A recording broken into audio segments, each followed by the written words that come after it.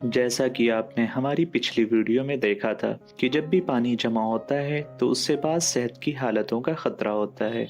आइए पहले डेंगू के अलामात, बचाव और मुमकिन इलाज जानते हैं। डेंगू एक वायरल इन्फेक्शन है जो मच्छरों से इंसानों में फैलता है, जो बुनियादी तौर पर मसनूई बर्तनों में पानी जमा करने में अफजाइश पाता है। डेंगू की अलामात शदीद सर दर्द, तेज बुखार, उमूमन 104, पट्टों और जोड़ों का दर्द, कै, जिल्द पर खालिश या खराशें और आंखों के पीछे दर्द कुछ आम अलामात हैं।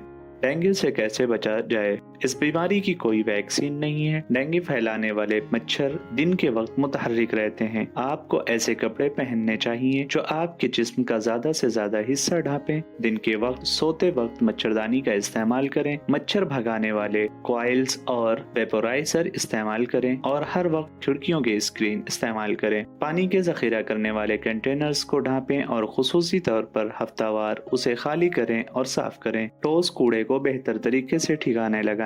कम्युनिटी में पानी के किसी कंटेनर्स वगैरह को खड़ा न होने दें, क्योंकि मच्छर ठहरे हुए पानी में अंडे देते हैं।